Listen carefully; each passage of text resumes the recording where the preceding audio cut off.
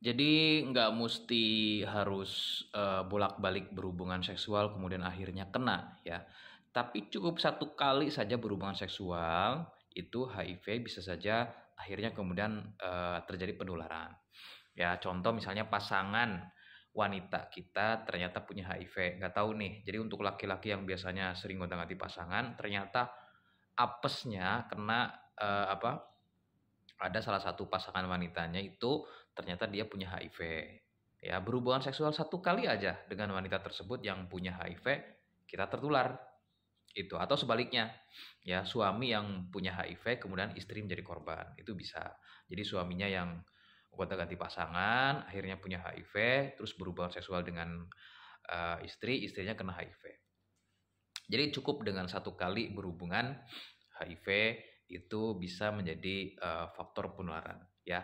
90% HIV itu menular melalui hubungan seksual, 5 sampai dengan 10%-nya bisa dari fasilitas yang digunakan bareng kayak contoh jarum suntik ya, luka ketemu luka. Biasanya kalau bibirnya sariawan, kita ciuman dengan penderita HIV yang lagi sariawan ya, itu bisa kena ya, bibirnya pecah-pecah, gusinya mungkin berdarah.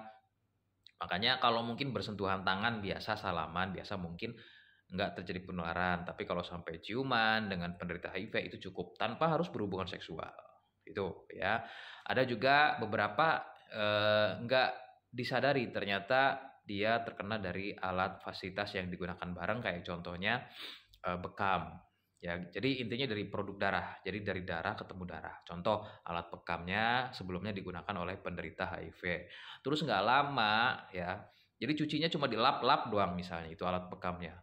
Ya, kurang higienis, kurang sehat, kurang bersih, kurang dibersihkan karena mungkin terburu-buru ya cuma dilap-lap doang aja gitu pakai misalnya contoh cuma pakai handuk basah dan lain-lain. Dan itu tidak membunuh virus secara keseluruhan, virus HIV-nya. Kemudian nggak lama alat bekamnya itu digunakan.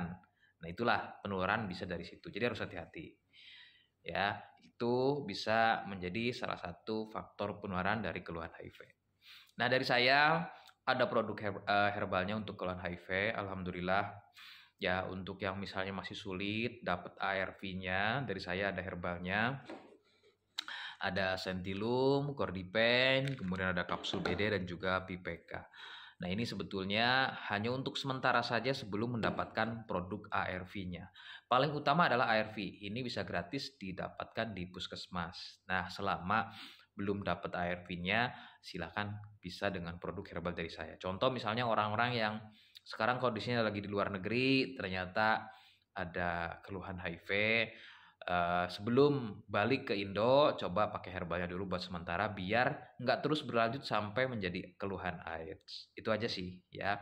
Jadi hanya untuk sementara aja ya, karena lebih diutamakan untuk ARV-nya. Herbal dari saya ini hanya untuk sementara kalau misalnya ARV-nya belum bisa didapatkan. Itu ya dari saya itu aja.